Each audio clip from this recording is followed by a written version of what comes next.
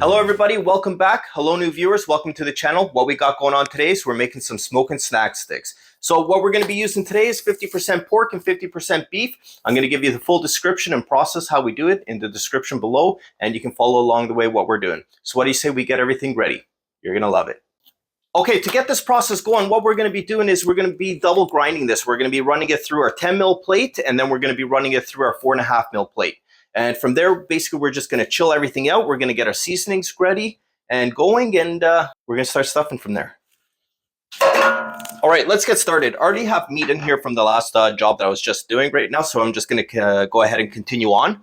So we're going to run the pork right through right now. We're going to load her up a little bit and continue on with the beef right after.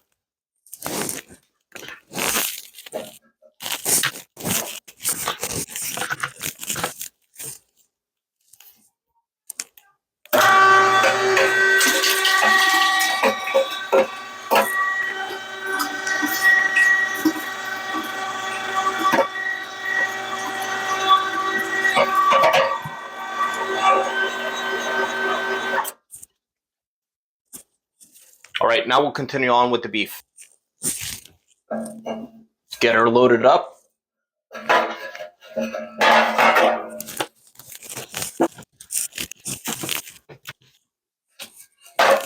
All right.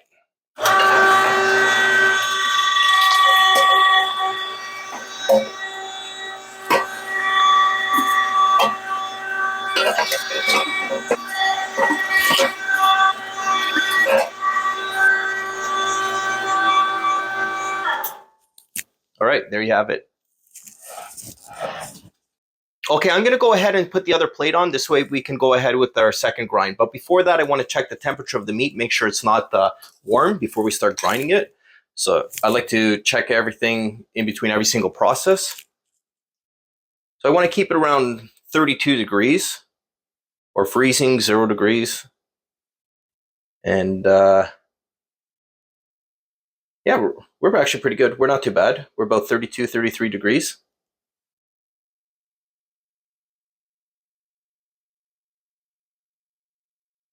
Some places 31, 30. Okay, we're good to go. So let's get that plate off. First thing I'm going to do is basically unplug it. Safety reasons. You just never know.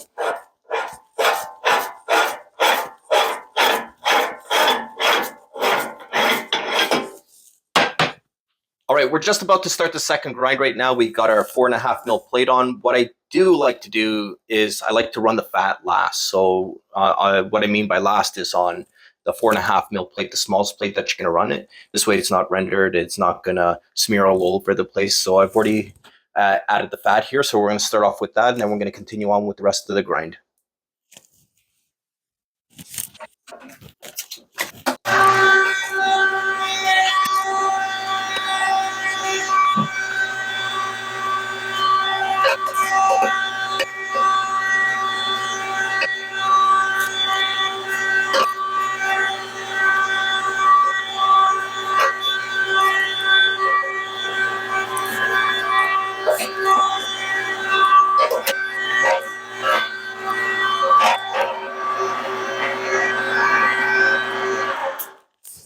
All right, there you have it. So what we're going to do right now is I'm pretty sure the meat's heated up a little bit, so I'm going to go ahead and freeze it a little bit longer. In the meantime, what we're going to do is going to get the spices ready. We're going to get the sausage stuffer ready and all the collagen casings. And from there, we're going to pull it out, mix everything, and get going on the next stage.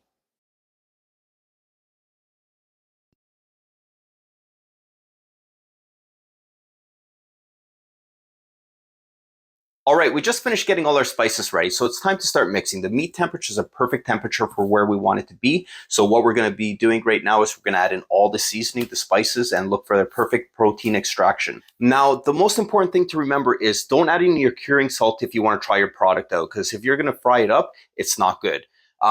If you don't have the sodium erythritate. Salt.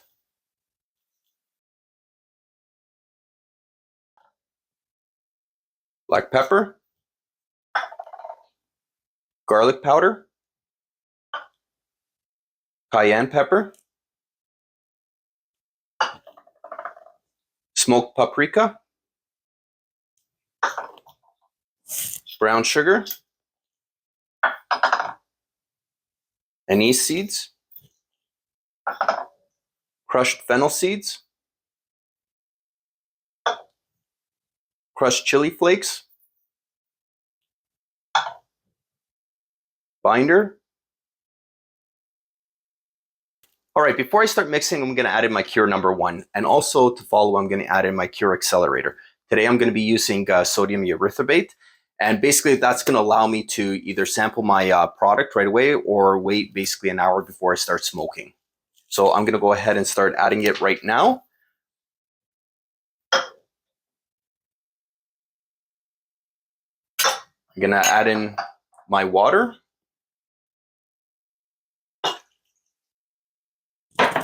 And I'm going to give it a good mix right now. Right after the mixing, I'm going to basically start stuffing.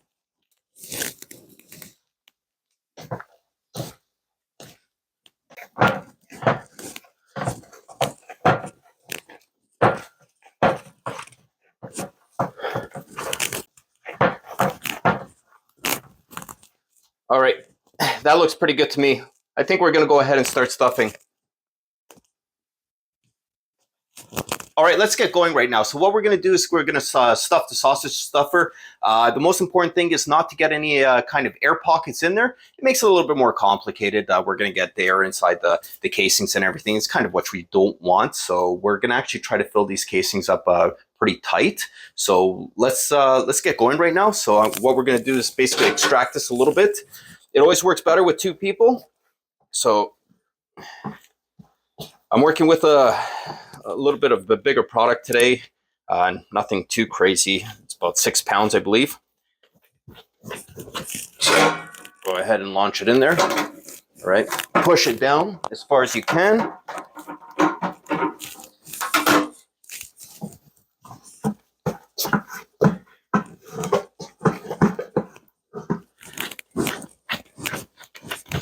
All right, let's get this going in. There we go. And just push out as much air as you can. Looks pretty good to me. All right.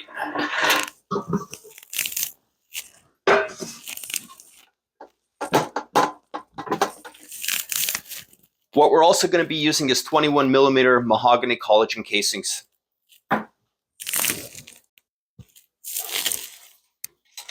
Okay, so to get this started, what I'm going to do is I'm going to let a little bit go out. And from there, I'm just going to try to keep as much pressure as possible, because what I want to do is I want to load it up a lot tighter.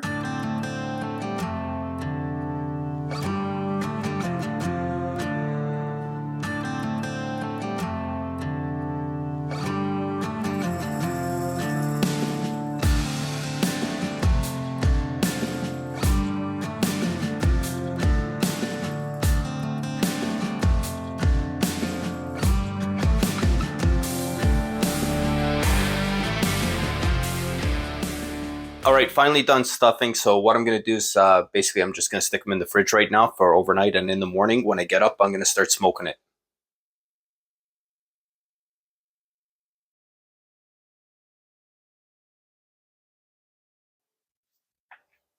All right, it's the next morning right now. It's pretty cold outside. 0 degrees Celsius, 32 degrees Fahrenheit. We just started up the smoker. We're going to hold it around 110, 120. We're going to put the sausages in there and let them climatize for about an hour. Then after that, we're going to start adding some smoke. All right, we just put them in. We're just going to let them dry now for about an hour. Then after, we're going to start adding some smoke.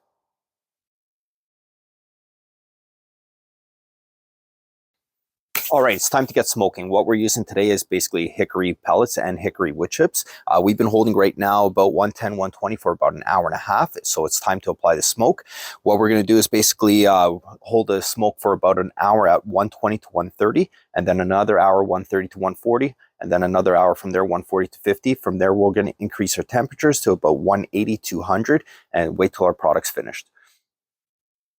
Okay, so I did pick up this little smoking tube. Basically, all you do is fill it up with some wood pellets, and it works great. It works good for another 4 to 5 hours. It gives me that extra smoke that I'm looking for, especially with an old school smoker like this. If you got one of those new digital smokers, it's great. It's got a nice little circulating fan in there as well, but we don't, so we're going to try to apply as much smoke as possible. Okay, so we've been holding between 120 and 130 now for about an hour. It's time to increase to the next stage, another 10 degrees. So with these older smokers, it can be a little bit challenging to increase that 10 degrees, as sometimes it just gets a little bit out of hand or it gets too low. So what I like to do is I like to leave a gap here in the smoker. And when it's time to increase it another 10 degrees, what I do is I close it up a little bit more and I'll measure it from there. I'll wait basically about 10 to 15 minutes to see if it increases a little bit. If it doesn't, I'll go to the propane tank and turn it up a little bit more. If it gets out of hand, I like to turn it down on the propane tank a little bit more. So we're going to go ahead and wait about 15 minutes and see how it measures out. If not, we'll increase the temperature from there.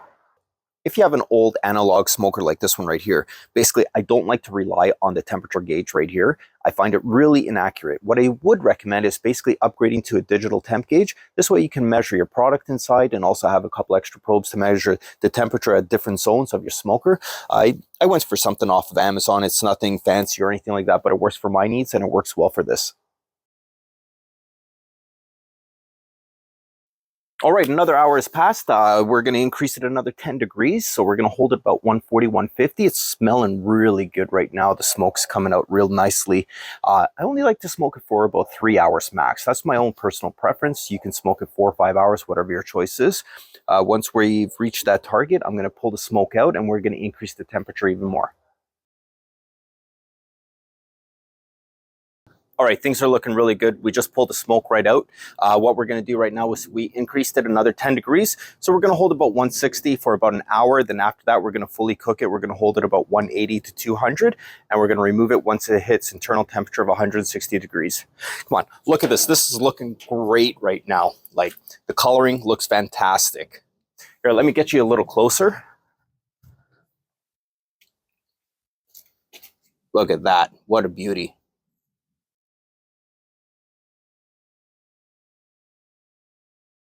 All right, we've been smoking for a couple hours right now. We've been holding the temperature around 175 to 185. We just hit internal temperature of 157 and on the other probe, we hit 162. So I'm gonna go ahead and pull this out. I'm gonna give 50% on an ice bath, and then on the other 50%, I'm gonna put in the fridge. So the ones that's gonna go in the fridge is gonna get more of a crinkly look to it, and the other ones that we're gonna give an ice bath, it's gonna be more of a finer finish. So let's say we go ahead and do this. We're only going to put them in the ice bath for about a few minutes. Basically, once the temperature reaches under 130, we're good to take them out and put them in the fridge and let them bloom.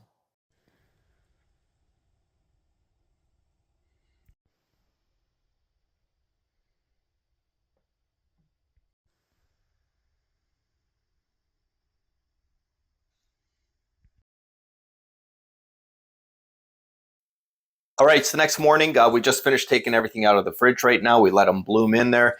It was a long process yesterday, but I think it took about 9 hours or so to get everything up to temperature and where we wanted it. So we took these ones, we gave them an ice bath, and these ones we put right in the fridge, let them bloom that way, and hopefully get a nice wrinkle on them. That's what we're looking for. They turned out great.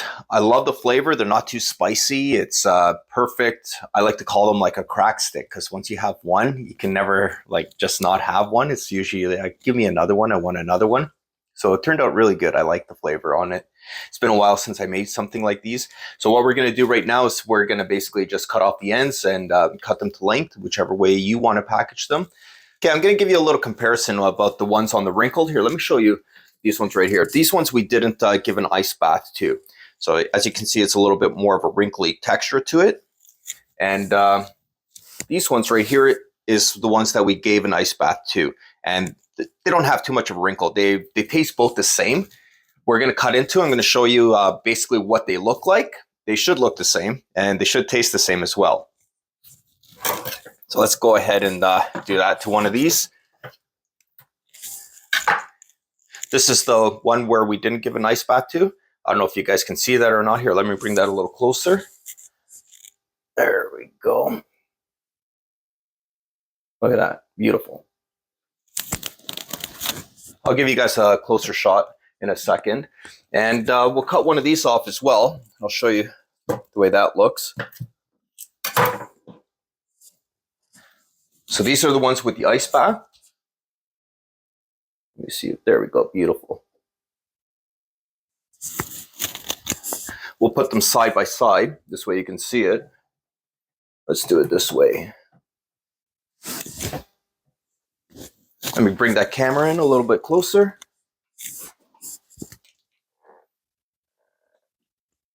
There you go. Look at that. Beautiful. So I'm going to go ahead and get these packaged up right now. I'm going to cut the ends off and yeah, enjoy them. All right, so what I like to do is I like to cut both the ends off. I like to cut the bottom ends off and I like to cut the tops as well. It's just a personal preference. You don't have to. Some people just cut them down the middle and leave them like that. I don't. I cut the little ends off like this. It's easier for packaging and everything. And I put the little ends in a little Ziploc bag and I eat them like little candies. Like I said, these things are like crack. Like once you have one, you always want another. So that's what I'm going to do. I'm going to cut them to length, to the length that I require, the way I like to eat them, and we're going to Ziploc them and put them in the fridge.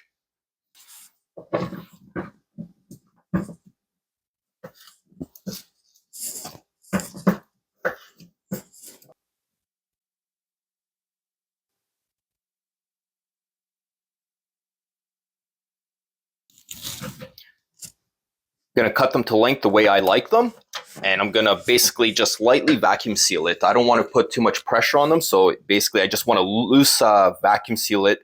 This way it's not crushing it.